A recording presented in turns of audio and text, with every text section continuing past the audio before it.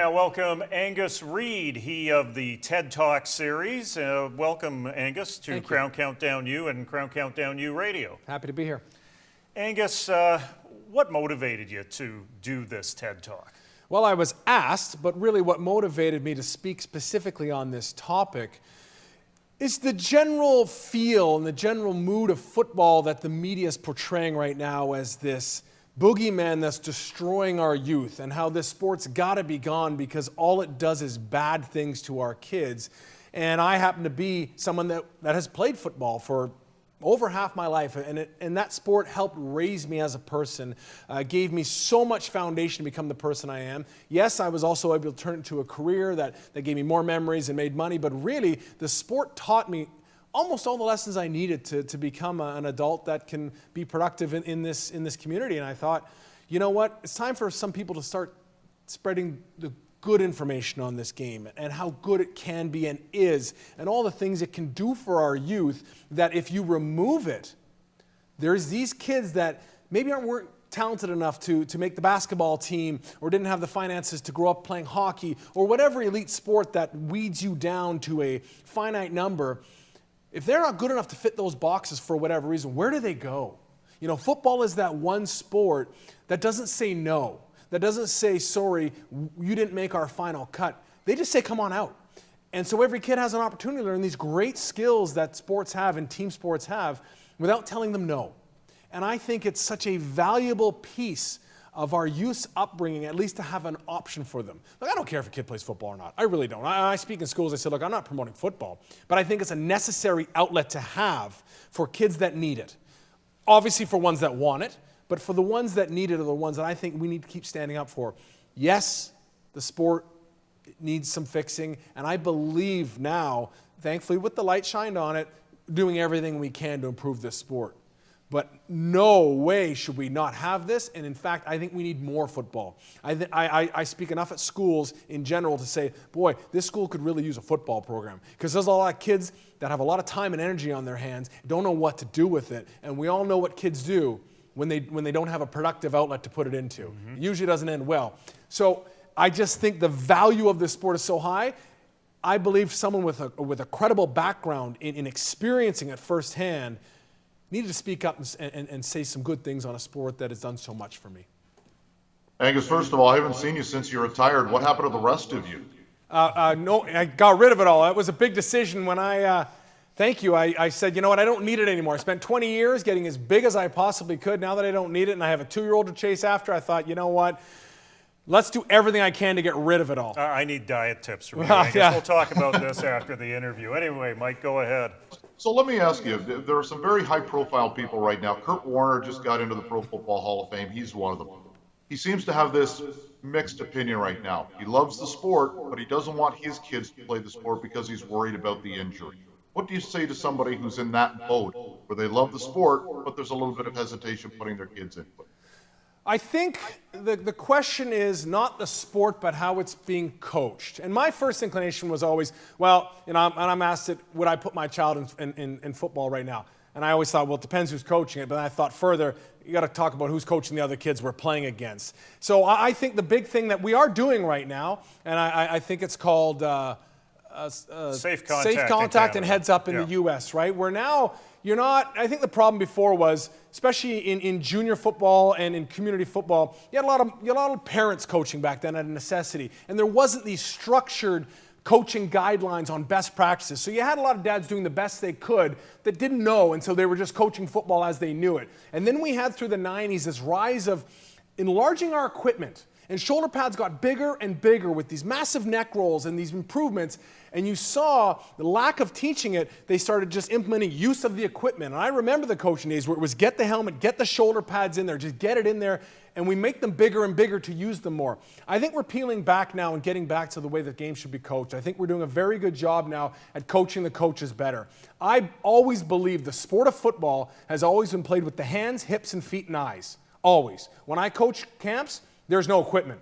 and we teach linemen to go, and we progress to nearly 100% full speed. You know what they use? Their hands, hips, feet, and eyes. You know what they do with their head? They keep it out of there. And you rep that enough times so when equipment does go on, the habits have been ingrained. I think I'm a big believer in progressing people to full equipment. I'm a big believer in this sort of mode that I heard down in the U.S. where they're kind of doing this quasi-football game at a younger age where... Like modified tackle. Yeah, well, and they have one where no one gets a three-point stance right off the bat, Yeah. and everybody plays every position, and you learn it till you progress to this full speed. Because I do believe there's a dangerous thing with putting little kids in equipment full tilt right off the bat. One is they're physically not strong enough to be anatomically in the correct position to be safe and powerful. They're not. I mean, they're just not.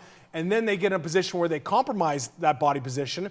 And if they're one kid scared, what do? They hesitate and use the equipment. Now that's a habit that gets ingrained over time that's hard to undo. So I believe in teaching the game with less equipment early on, really ingraining it. I believe the sport of football played well. Of course there's risk. There's risk in walking out your front door. But I think it's far less risky than it has been played lately. I think we get to go back to teaching it the right way. The right way it's supposed to be done. And then as a parent, you have to understand that as long as people are doing everything they can to do things as well as possible, there's risk in life. You know, we can't wrap our kids in bubble wrap and hope they never do anything because what we do is weaken them. There's risk. But I think the real issue is, are we doing everything possible? And are we always doing everything possible? If that's happening, then you have to understand the benefits of this sport are so good. As long as everyone's on the right page moving forward, I'm good with it. I think it's a great sport. I think it was played improperly for a long time, and I think we've had to unravel that and get back to basics. But I still believe the sport is played with your hands, hips, feet, and eyes, and that's where it's at. And you know, we're re-educating children, we're re-educating parents, I think, to remove some of that fear. And I think the key is educating our coaches. Our coaches have to be able to teach this game right. Talk to me about the value of football that you touched on in your TED Talks, and I'm sure you've touched on it as you've been out on the speaking circuit, about how inclusive this game is. You talked about being a fat kid that wasn't very athletic, that had some health challenges, and you found a spot in the sport. There's different body types. There's players that come from different socioeconomic groups. It's a real melting pot of a sport, and I'm not sure if that's something that the detractors of the sport really get or understand. Well, I'll pull it back from we'll get to youth in a second, but I'll take it all the way to the professional level because they all played youth at the first point. You show me any work environment in today's world where you can have a Harvard PhD and somebody who, you know, struggled to get through high school from where they're at for whatever various reasons. They have the same job title. They become best friends. Their families mold together, they learn about their life because they had the same job. Like, there's no other job that allows every type of person to be the same. You talk about equality, all you got, if you show up and are willing to commit, you're part of the team just like the super duper star is, and just like the least athletic kid in the whole field. All that's asked for you is to commit. That takes zero talent. All that's asked of you is to show up every single day on time. That takes zero talent. All that's asked is that you give everything you have. That takes zero talent. All that's asked is that you commit to your teammate with 100% effort and you demand the same from them. That takes zero talent. Those are lessons that I think most parents would die to have their children understand in this life. You sign up for a team, you don't just show up when you feel like it. You don't just show up when your family's not going on vacation or when you kind of want to watch TV. You show up for that 6 months or whatever the season is, and you're there giving everything you have to that team because football, unlike a lot of other sports, is 100% dependent on each other. One player can't go coast to coast. Ball still has to be snapped, has to be accounted for on the right snap count, and everyone has to move at the same time. And everybody has to buy into each other's movements with 100% trust because, again, football is one of the only sports in the world, particularly on the offensive side. Think about this. 95% of the players play with their back to the football. You build trust. You build trust, which is a hard trait to build in today's world where nobody trusts anybody. Mm-hmm. You have to trust. I have to trust that you're going to come with me on the backside of my scoop block. That running back has to trust that I'm going to get to the Mike linebacker or he can't make the cut. You build trust with each other. You got 100 people trusting each other. It's nothing you can't do. Now you understand how to trust. There's a lot of people in this world that don't trust anybody. Football teaches that on a level that is demanded for you to do anything. You have to trust that I'm going to be able to get the ball back there or nobody's going to move. These are skills that I think teachers wish they could teach kids in a classroom. You can't do it. And you know how much talent it takes to be on a football team, as I said? None.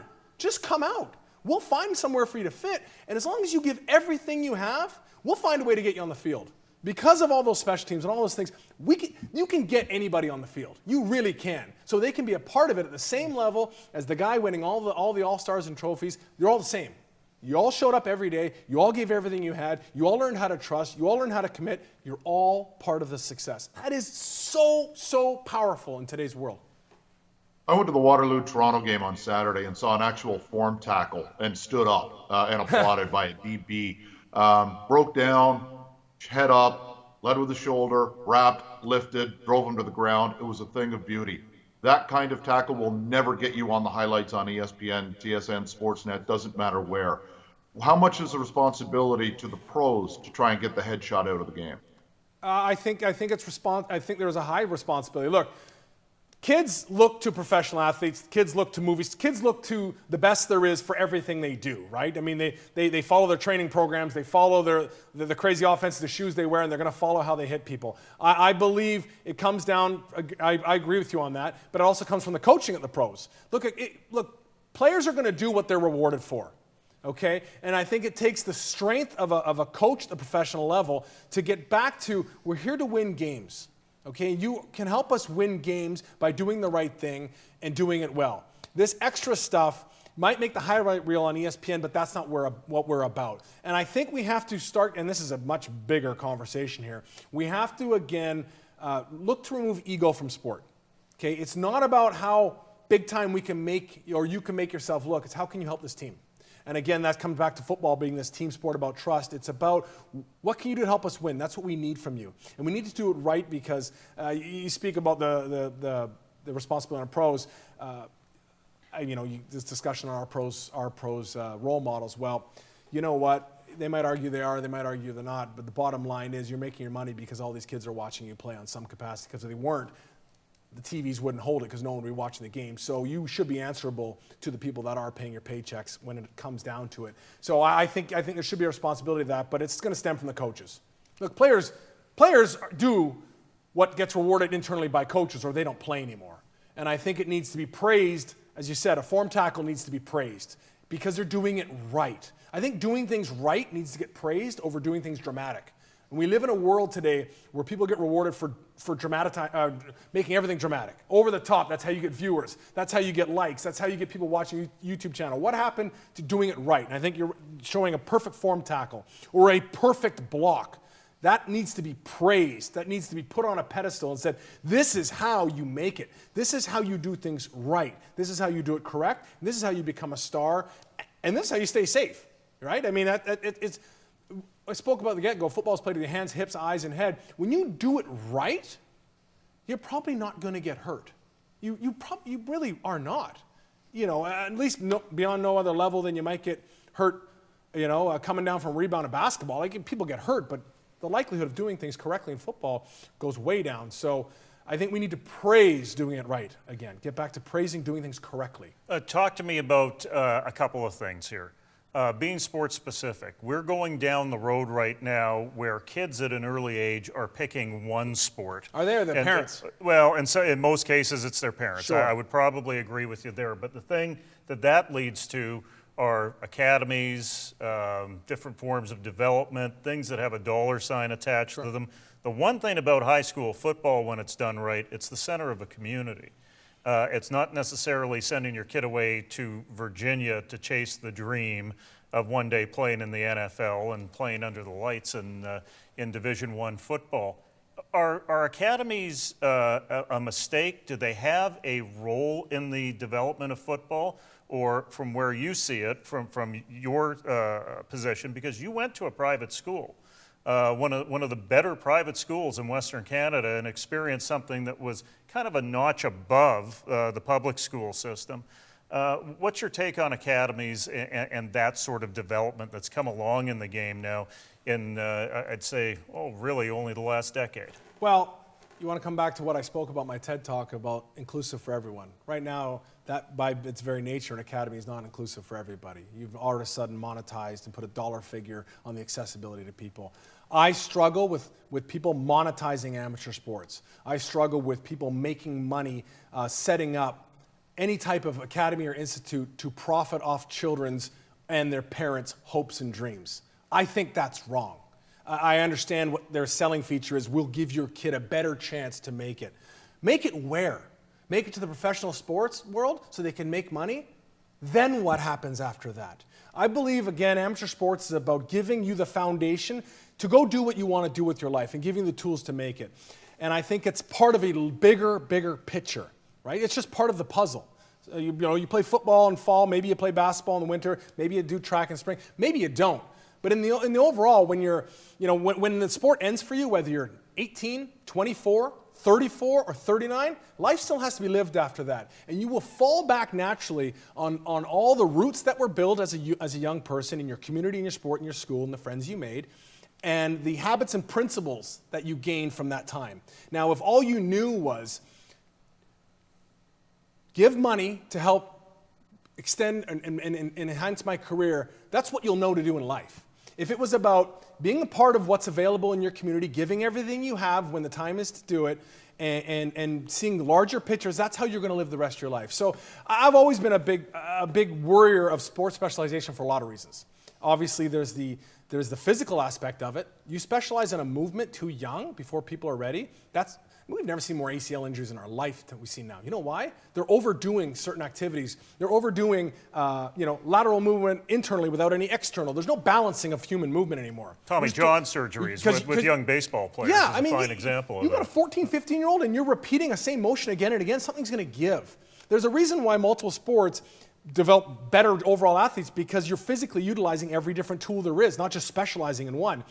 Now, I'm going to take you one step further because I've seen it. You only play one sport your whole life. There's this aspect of when you're done and you get in the real world. I've seen it. You just play football your whole life. All you have is football friends. You talk football. That's all you really know. And so when you get in the real world, you have you got one gear. Same as hockey guys, baseball guys. I grew up and seen these guys that have played multiple sports. They got various groups of friends. They're very comfortable in any setting in life. They don't race to the one place where they feel like they have some sort of comfort or knowledge.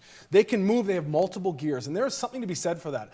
I know guys that played a lot of different sports, they can handle a lot of different things that happen in their life, and they can handle all kinds of people. They're good. They can they can intermingle, and they can switch from different person to different people. They're very successful people because life is not pigeonholed like that. It's not going to put you in this little bubble as long as you pay the tuition, and they'll take care of everything else. Because the other problem, Jim, and I'm going to tell you right now, what we are doing to our young athletes at a younger age is coddling them to a level that if you perform and if you can pay us, we'll take care of everything else. We'll put together the training programs for you. We'll have the nutritional program set up for you. We will pick your schedule for you. We will have a tutor for you. We will do everything. We'll do your laundry for you. We'll have the food prepared for you. Just perform. Just perform. Okay, these academies, they go to the parents. It's great. We take all the other pressure off the child and they just have to perform. Oh, this is wonderful. Then they get to university. Then they do it worse. We'll have a tutor to make sure they help you with all your school. We'll have every meal prepared for you, so you don't have to learn how to cook, how to eat, how to do anything. We'll have all your laundry ready for you. You don't have to worry about doing that. We will remove every stress of life. Just perform. Just perform, and everything else goes away. Then you make it professional. Maybe you're lucky enough to make it, maybe you're not. If you don't make it, who's doing your laundry? Who's cooking your meals? Who's arranging your schedules? Who's going to teach you how to do everything you need to do in life? All they ever learned was you're an athlete, we'll do everything for you.